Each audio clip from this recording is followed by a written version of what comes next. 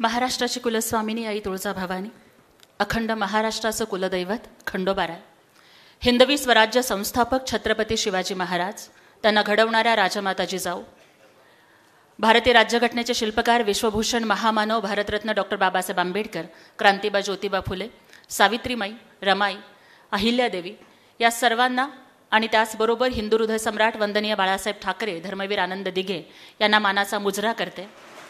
आज मंचावरती विराजमान असणारे, खरं तर आज दडपण येत आहे, कारण आदरणीय भाईंच्या समोर भाषण करायचं म्हणजे हेडमास्टरांच्या समोर शाळेत नुकत्याच प्रवेश घेतलेल्या मुलीनं भाषण केल्यासारखं वाटतं. पण भाई समजून घेतील अशी अपेक्षा करते. आमचे मार्गदर्शक, शिवसेनेचा ढाणा वाघ, सन्माननीय रामदास भाई कदम या ठिकाणी उपस्थित असणारे, पुरंदरचे धुरंदर सन्माननीय विजयबापू शिवतारे साहेब, आदरणीय ममताताई लांडे या ठिकाणी उपस्थित असणारे सर्व सन्माननीय जिल्हाप्रमुख, सर्व सन्माननीय पदाधिकारी, कारण बराच उशीर झालेला आहे त्यामुळे सन्माननीय विचारमंच आणि इथे उपस्थित असणाऱ्या बाळासाहेबांच्या सच्च्या शिवसेनेचे मावळे आणि रणरागिणींनो, तुम्हाला सगळ्यांना मानाचा जय महाराष्ट्र. सर्वात आधी तर मला या ठिकाणी सांगायचे की कार्यक्रम सुरू होत असताना दोन खूप महत्त्वाच्या घटना घडल्या. त्यातली पहिली घटना अशी घडली की ज्या वेळेला शिवसेनेच्या सदस्य नोंदणी उपक्रमाचं उद्घाटन होत होतं आणि पहिला फॉर्म डिजिटल स्वरूपामध्ये जेव्हा आदरणीय बापूंचा भरला गेला, तेव्हा आमच्या नेत्या आदरणीय नीलमताई तिथे आवर्जून म्हणाल्या की थोडं काहीतरी चुकतंय, विजय बापू शिवतारे या नावाच्या आधी आमदार किंवा नामदार असायला पाहिजे होतं. 2019ला जी चूक आपल्याकडून झालेली आहे ती चूक दुरुस्त करण्याची संधी आपल्याला 24ला येते. मला वाटतं की जेव्हा एखाद्या बहिणीच्या हृदयामधून भावासाठी इतक्या सदिच्छा बाहेर पडतात त्यावेळेला ते नक्कीच खरं होत असतं. मला वाटतं की 24च्या विजयाची भविष्यवाणी आदरणीय नीलमताई आत्ताच करून गेलेल्या आहेत. त्याच्यानंतर खूप महत्त्वाची अजून एक घटना तशी खूप साधी असते पण त्याचा अर्थ खूप मोठा असतो. महाराष्ट्र राज्याचे माजी पर्यावरण मंत्री ज्यांनी प्लास्टिक बंदीचा खऱ्या अर्थानं कायदा केला ते आदरणीय रामदास भाई कदम यांचा जेव्हा सत्कार होत होता आणि प्लास्टिकच्या आवरणामध्ये जेव्हा आदरणीय भाईंना फुलं दिली गेली तेव्हा बघा की बाळासाहेबांच्या तालमीत घडलेला सच्चा शिवसैनिक हा किती कर्तव्यनिष्ठ असतो. भाईंनी आवर्जून सांगितलं की ते प्लास्टिकचं आवरण बाजूला काढून ठेवा. भाई तिथे तुम्ही सांगितलं, भाईंनी या कृतीमधून दाखवून दिलं की सच्चाई छुप नहीं सकती बनावट के उसूलों से,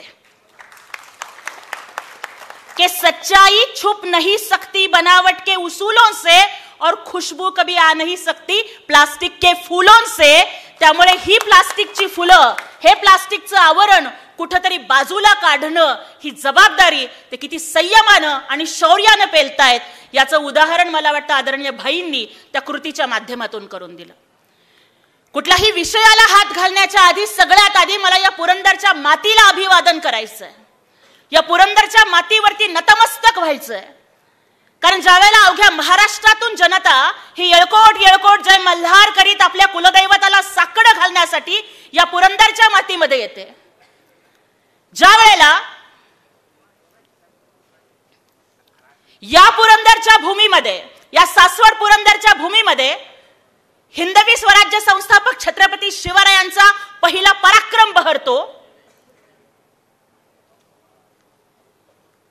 की आपल्या भवानी तलवारीने अवघा हिंदुस्तान हलवून गेले, मुठभर मावळ्यांना घेऊन लाखो सैतानांना नडून गेले, वाघनखानं अफजल्याचा कोथळा काढून गेले आणि स्वर्गातल्या देवांनी सुद्धा ज्यांना झुकून मुजरा करावा असे छत्रपती शिवबा या महाराष्ट्रामध्ये होऊन गेले.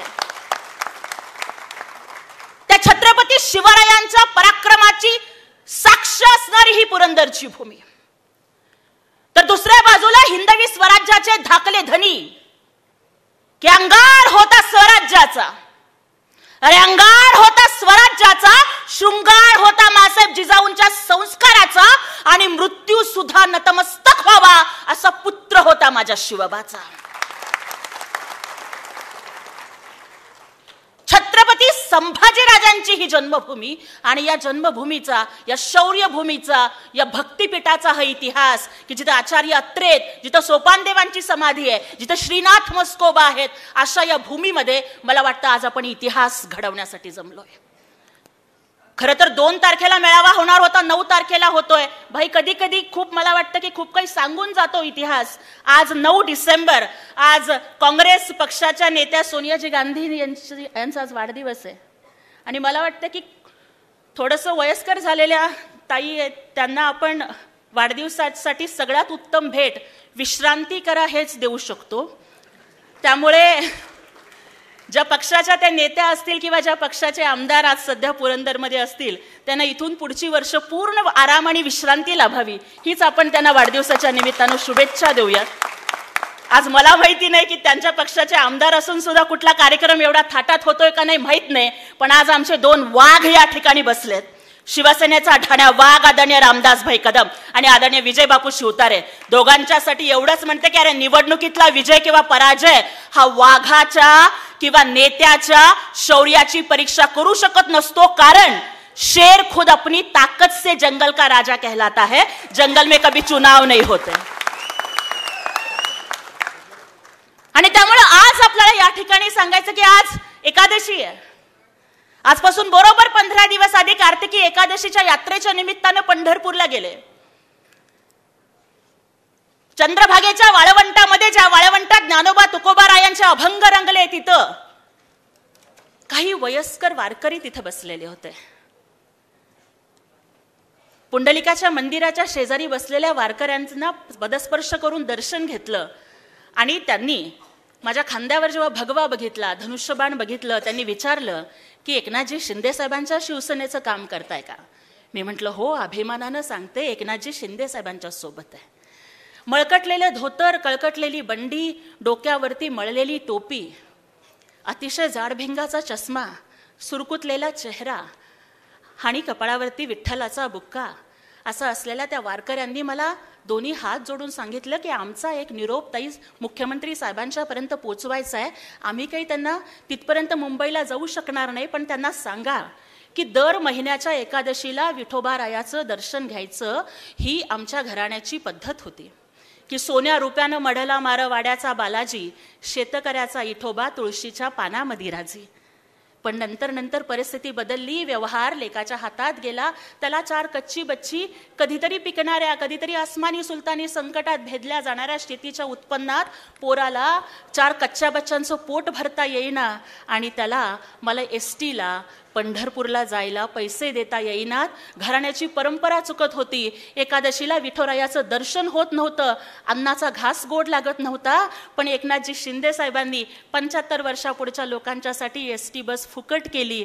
तेव्हापासून माझ्या माऊलीला दर महिन्याला नेमाने भेटता यायला लागलंय.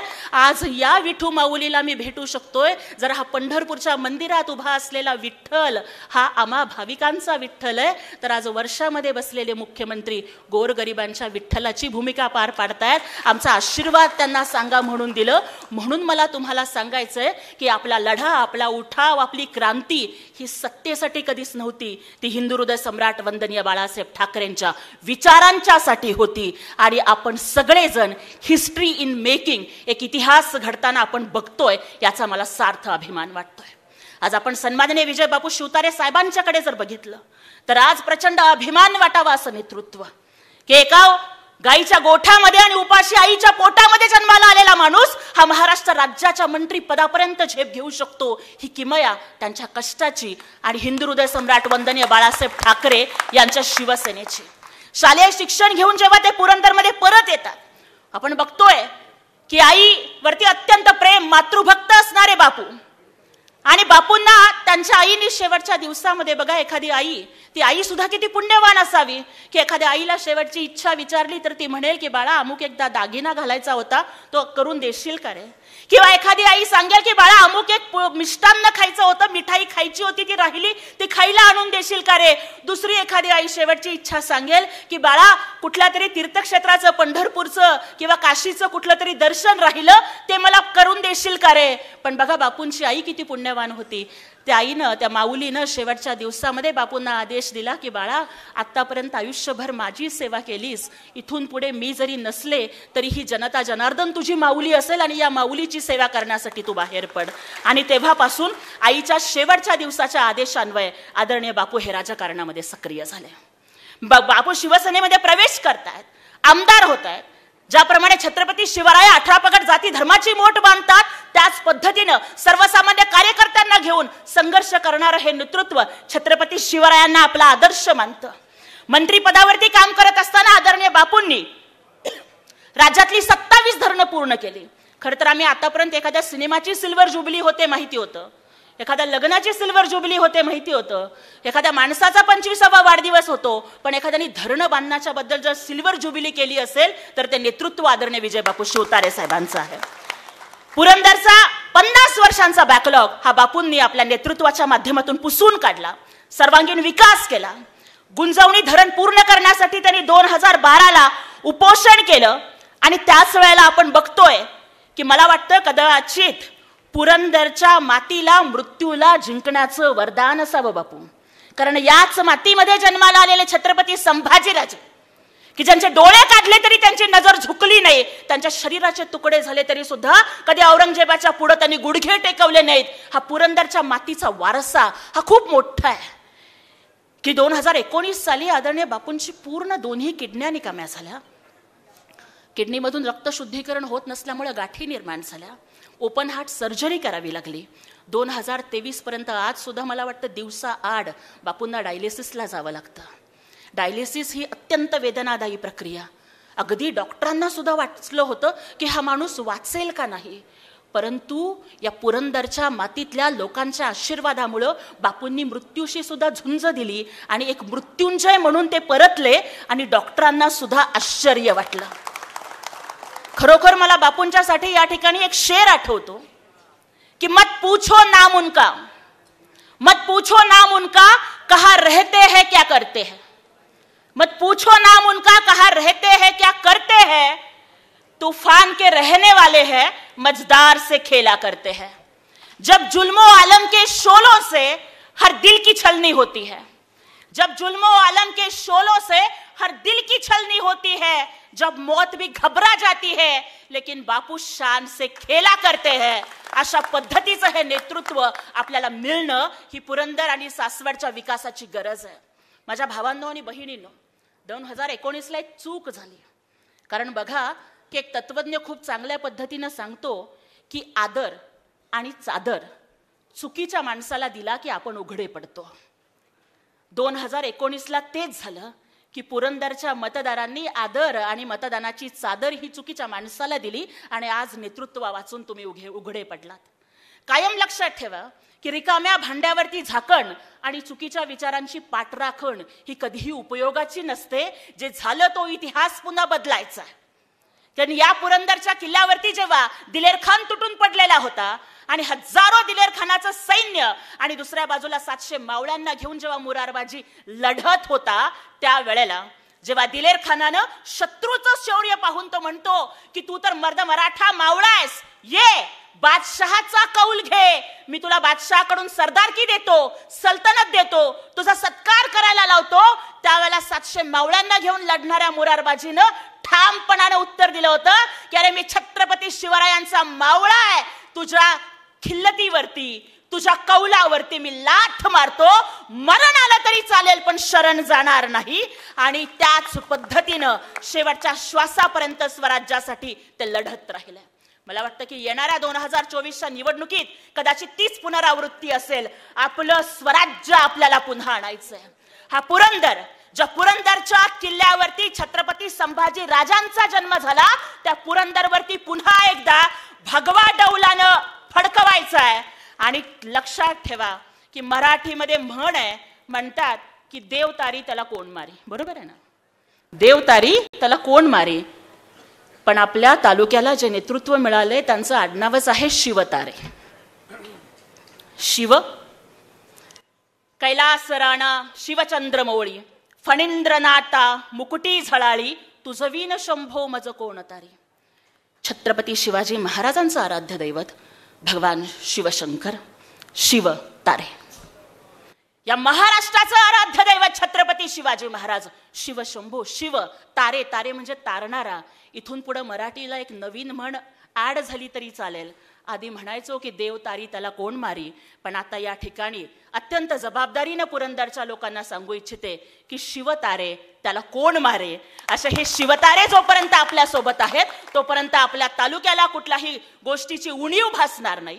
आज जर आदरणीय बापू कोणत्याही मंत्रिपदावर नसताना, कुठल्याही पदावर नसताना सुद्धा जर सन्माननीय मुख्यमंत्री एकनाथजी शिंदे साहेबांच्या माध्यमातून एवढा प्रचंड निधी जर ते आपल्याला देत असतील तर विचार करा, जेव्हा या योग्य नेतृत्वाच्या हातामध्ये पुन्हा एकदा सूत्र जातील त्यावेळेला आदरणीय बापूंनी जो पण केलाय की माझी किडनी खराब झाली तरी चालेल पण सासवडची सिडनी केल्याशिवाय मी स्वस्थ बसणार नाही, त्यांना आशीर्वाद देणं हे तुमचं काम आहे. आणि त्यामुळे तुमच्या सर्वांच्या विश्वासावरती मला या ठिकाणी हा शब्द द्यायचा आहे की पुरंदरवरती भगवा फडकणार ही काळ्या दगडावरची भगवी रेष आहे. बरोबर आहे ना? तर चला घोषणा देऊयात. बोला एकोट एकोट एकोट एकोट. छत्रपती शिवाजी महाराज की, छत्रपती संभाजी महाराज की. रामदास भाई तुम आगे बढ़ो, विजय बापू आप आगे बढ़ो. आणि हीच घोषणा, हाच उत्साह 2024च्या निवडणुकांच्या मध्ये आपण खरा करून दाखवू एवढाच विश्वास आणि आशावाद या ठिकाणी व्यक्त करते. आणि माझ्यासारख्या या एका लहान शिवसैनिकाला आपण सर्वांनी इथं बोलवलं, मान सन्मान दिला, याबद्दल अंतःकरणापासून कृतज्ञता व्यक्त करते आणि इथंच थांबते. जय शिवराय, जय शंभूराजे, जय भीम, जय हिंद, जय महाराष्ट्र.